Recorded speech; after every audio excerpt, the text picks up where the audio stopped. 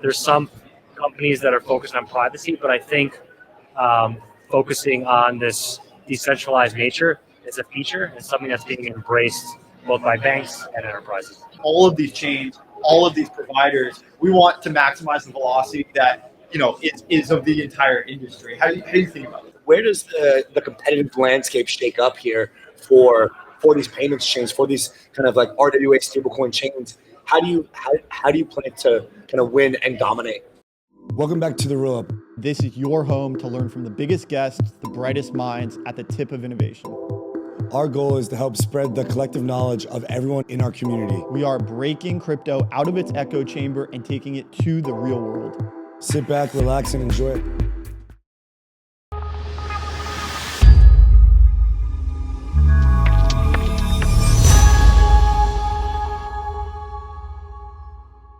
Welcome back to Money Moves Fast, episode number 9, our premier payments show, powered by the one and only Polygon. We've got Sam Fagin today, and the man, the myth, from the Polygon team for his first appearance on the show.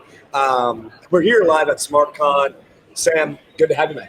What's up, guys? Super excited to be here. You said to me that this was you were in the space for 8 years just to get to this moment. I'm waiting for this moment What is right this now. Moment? What is this moment? What is this moment? What is the moment? I think a lot of us, when we got into this industry, were thinking about what it would look like for money to move like information moves today.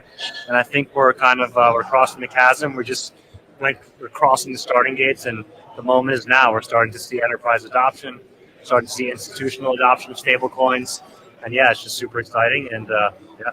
And it's happening on Polygon. A lot of it's happening on Polygon, yeah. I mean, look, you guys processed over $1 billion in payments in the first half of 2025. Yeah. And so the moment is now. You guys are the convergence of Wall Street and internet finance. And so now we're seeing money is just information. It's just ones and zeros. Most of it's digital anyway. This is the best way to move that money and move it fast. Yeah. Why do you think most of that activity is happening on Polygon? Yeah, I think we've taken the approach of, fortunately, we have a lot of folks that know the traditional system, know some of the pain points and limitations, and we've taken the time to really get to know our enterprise customers and solve problems for them. A few examples, like Stripe notoriously is use Polygon as the primary chain. Long tail, they want to make payments a lot cheaper for small to medium-sized businesses. So their core business is SMB. If you are using stable coins with the payments, interchange and transaction fees are lower. Another example, a top 3 money remitter is using Polygon. So there's something called pre-funding. So if you're a remittance company, you're holding dormant capital in currencies and bank accounts across the world to make sure that you're able to ledger transactions. So it could be dollar to BRL as an example. That BRL needs to sit in a Brazilian bank account in order to complete that transaction. What stable coins allow you to do is release some of that capital, limit some of the pre-funding requirements, and make everything happen 24/7. Another good example, Flutterwave, we just announced a partnership with them. They're the largest African PSP. The use case there, some of their merchants, such as Netflix and Uber, large enterprises, they're accepting payments in Naira, which is the local currency in Nigeria. They don't want that FX exposure, so as soon as they accept the Naira, they're immediately swapping to a stablecoin, USDC or USDT. Now Flutterwave is going to be building on Polygon to solve that last mile where you're taking stablecoins, swapping to dollars, and sending to Netflix and Uber bank accounts. So, yeah. So there was a lot of risk because when you took custody of those assets, call it one of these Brazilian currencies or Nigerian currencies, or any currency that had directional exposure, the settlement time was like 2-3 days in order for them to get out of that currency. Yes. Stablecoin brings that settlement time way down. Exactly. Near instantly. Yeah. Awesome. Talk to us about the Rio upgrade for Polygon. I know that this has just gone through in the last week or two, or sometime in October. Big upgrade for the payments focus for Polygon. Talk to us about what lower finality means for these stablecoin payments and why it's so important. Yeah, to put it into perspective, we're now at 5,000 TPS. As a comparison, Mastercard's average TPS is 5,000. Visa is usually around 6,500. So now we're comparable with large payment networks that we know are doing billions and billions of dollars in transactions. So Polygon now is at the level where we have this distribution with enterprise, but we're ready to take that next step and truly scale this new payment rail. We're really here to just enhance the current systems and the current infrastructure that they have and make things more fast and efficient. But yeah. And on a similar note, also with the technical architecture of this is that stablecoin TVL is up 45% on Polygon, but transaction fees are still at the minimum for these payments. A lot of that is thanks to blobs and Ethereum also scaling. How do you balance scale and also sustainability when you're thinking about Polygon's fee structure? You want to make sure that you're collecting, but also you want to make sure you're providing a good service to your customers. Yeah. How do you strike that balance? Yeah, I think, again, I think we're kind of rooted in solving problems for our customers, and we understand to optimize for payments specifically. We want this to move at very low costs. So I think that's really our number one priority. But we're thinking about other revenue streams. We're working on a lot of on-chain products, so different use cases, such as FX on-chain, such as on-chain credit, which is getting a lot of demand, and that solves a weekend settlement crunch. So right now, notoriously, you receive a settlement from Visa, Mastercard. Let's just say you process $10 million on a Friday, you would receive that settlement next week on, say, Monday or Tuesday. So on-chain credit with some yield components to it is something that we're building on-chain. And I mentioned yield, so we're working with a lot of our fintech partners. Lemon Cash is a fintech in Latin America that's going to be offering high-yield savings accounts to their end users on Polygon. So there are other streams and other products that we're bringing on chain to think about revenue. But ultimately, when it comes to moving money, we want to make it extremely fast and extremely cheap. Yeah. As a Jets fan, you're not used to winning, but I think you're winning right now, man. Absolutely You're not. winning. Yeah. How does it feel to be a winner? It feels great, man. Yeah. I mean, we are winning as an industry. I mean, just holistically, like you said when we kicked off. How about that Baker Mayfield guy, right? Yeah, he's pretty damn good, huh? Right? I mean, come on, baby. He's a guy. He's a gamer. Yeah. Baker Mayfield, he doesn't go down easy. And so I think he's actually joining the Polygon payments team Is he? after and So after he's just gonna keep winning? years. Yes, keeps winning. okay, yes. so we're just gonna keep winning. Exactly. All right. Yeah. And so here at SmartCon, it's very suity, right? It's very finance oriented. Yes. I think we talk a lot about technology and a lot about the actual tech behind what's happening. But it seems like here the tech is almost as expected with chain abstraction, account abstraction. Because this whole idea of kind of like this DeFi mullet of like all this stuff happening behind and on the front, you don't really realize it. Yeah. It really feels more real here today. From your experience in interacting with the large institutions of the world, the money movers, the fintechs, how much does this really matter to them? How much does Polygon's technology really matter? How much does blockchain matter versus the end outcome, right? Like basically what I'm getting at here is like how much do they really care about the tech versus just what they want? Yeah, I think a lot of these companies, whether it be a Robinhood or Revolut, or whether it be a Stripe, they're worried about their end customer and they want to provide the best experience to merchants and then downstream to their users. So I think, frankly, a lot of the blockchains have gotten, as far as like the TPS and the performance, they're all very good, but some of them are specializing, and we're specializing in payments.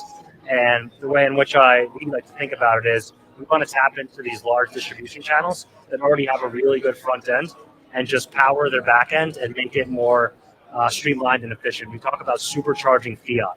Yeah. So whether it's a settlement, whether it's a payout, users expect their money to be instant, just like they expect a text message to be instant. So we're kind of at that point in which, for us, we want to identify the problems and we want to be that go-to provider and that consultant as these companies move on chain. Hibachi. Provable. Trade perps with speed and security. Earn rewards. Visit hibachi.xyz. Trading on fire. The wait is over. The Talus testnet is live. Be part of the revolution. Join now at testnet.talus.network. Asset management redefined. Built on ERC 7621. Standardize how you launch, manage, and trade on-chain baskets. This is Alvara, the standard for on-chain asset management. A lot of times, like you mentioned, dormant money that's sitting on some of these remittance platforms. A lot of the aspect of payments isn't necessarily one payment going from point A to point B. It's what you do with that money when it's not being moved. Yes. What do you do? How do you provide yield? Like, how can we maximize the output and the productivity of the money that is just kind of sitting there waiting to be transferred or remitted? Yeah. So I think we definitely think about treasury quite a bit, and we are starting to see payment companies and remittance companies starting to launch their own super app, and like what that looks like. We all know the top remittance companies, whether it's Western Union, whether it's MoneyGram. Notoriously, they're very good at peer-to-peer payments, but they're not providing additional financial services. Right. You're now starting to see these companies launch digital wallets, in which on the back end it could be an RWA or it could be just a stablecoin, which the user is earning yield, but on the front end, it just appears like your everyday your everyday savings account. So I think what some of the companies are doing very well is on the front end to the user is exactly the same, but they're just replacing the DeFi mullet earlier. Yep. It's a great analogy. Like on the back end, with just more efficient rails and better systems and better architecture. Yeah. Yeah, I mean, when I'm thinking about the most unsexy, boring use cases of crypto, it's what we were, learning about in 2017 and 2018. It feels like, as you said when we kicked off, like this is the moment that we've been waiting for. It almost feels like whatever we've been doing for the last 6, 7 years, it was always just stablecoins and payments and these types of basic things. Yep. Yeah, the fundamentals were always speed and efficiency of transactions, Right. but then access and inclusion. Yeah. So for us, like the way we have this narrative of modernization with a purpose. Yeah. So like downstream, like I'll use the Flutterwave example again. Like downstream, once they launch a B2C product on Polygon, that will be giving access to the dollar. Whereas traditionally, these systems have worked really good in a few markets, let's just say the US, Europe, UK. But now, everywhere, and to everyone all at once, they're going to have access to the dollar. They're going to be holding a currency that holds value, and level the playing field. I know a lot of folks in this industry have said that for a while. And it's been pretty incredible to see the support from the highest form of power in the U.S. being the government.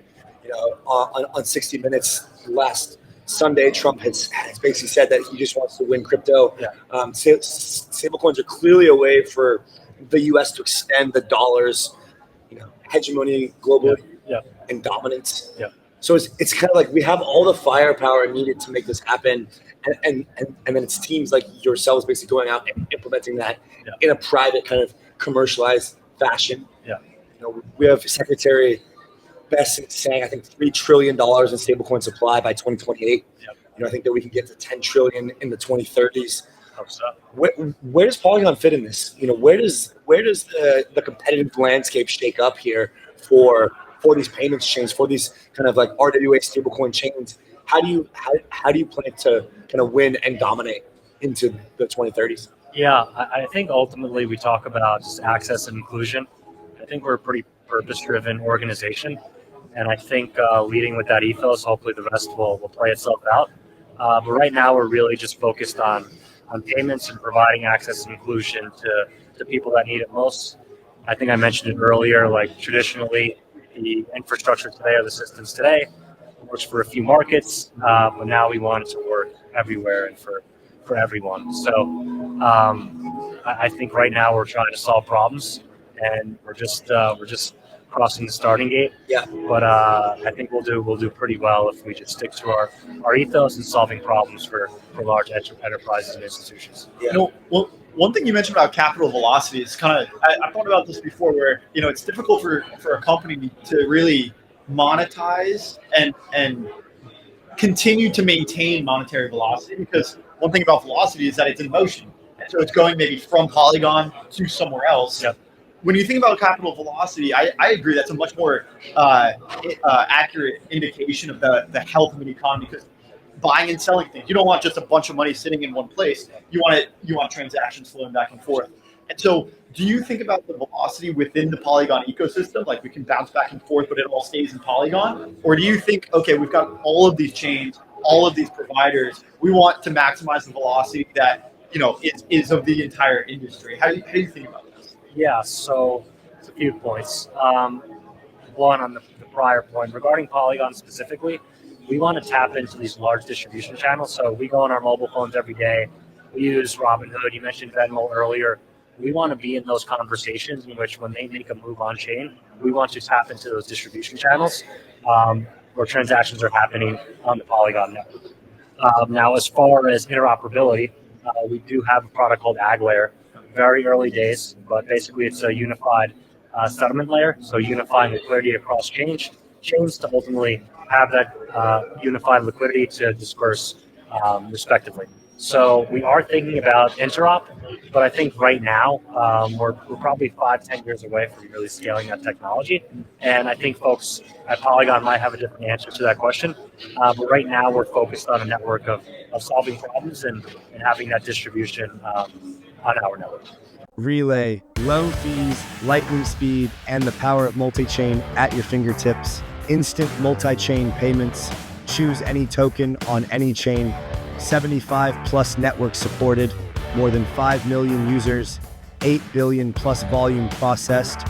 70 million plus transactions. Fast, reliable, everywhere. Start swapping today.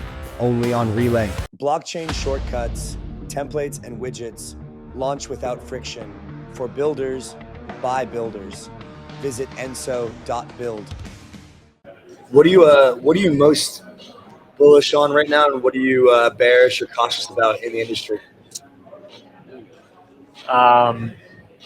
So I'm very bullish on some of these. I'm just bullish on these larger enterprises starting to adopt stablecoins. I just think I got into this industry with a very purpose-driven mindset, and right now this is coming to fruition. So someone in Africa or someone in Latin America now have access to $1 just by downloading a digital wallet and being able to use it for goods and services. I think that's super exciting, and it makes the world a better place. What am I bearish about? I think right now there's actually a very strong narrative behind privacy, and I think we're very, very early in the technology. So while I think there's a lot of capital now flowing into, I think we're seeing like Dcash and Dash, like we're seeing a lot of institutional money pumping in.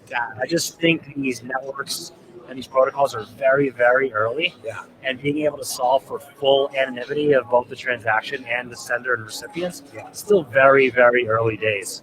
But I do think at Polygon, we are set up to solve for this. We are having conversations with enterprises and kind of whiteboarding what this solution looks like today. And right now, we're in its early stages. We're about to get to the point where it's enterprise grade and ready for deployments.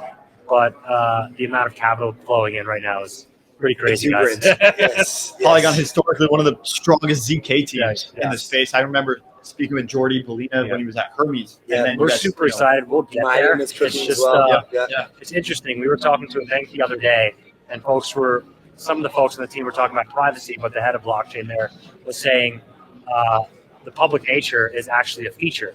So like traditionally, if you're sending a wire or you're sending an ACH, the sender and recipient don't really have a chance to track that payment. They don't know when it lands. They don't know where the status is. They would have to call their bank.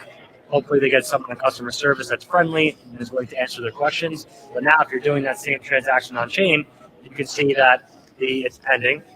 The transaction is on its way, and then it's ultimately received. So banks are actually seeing it as a feature. So I think there's some companies that are focused on privacy, but I think focusing on this decentralized nature is a feature and something that's being embraced both by banks and enterprises. Sam, thanks for your time, man. Sam Fagin. Looking forward to the growth of Polygon, the growth of stablecoins, the growth of payments, and the unsexy and boring stuff that we all came here for. I think it's sexy, guys. You think it's sexy? Well, you're also a Jets fan, so I mean, God knows what's going on out there. But it's our pleasure, man. Thank you. Thank you, guys. So much. This is great. Awesome. Thanks, guys.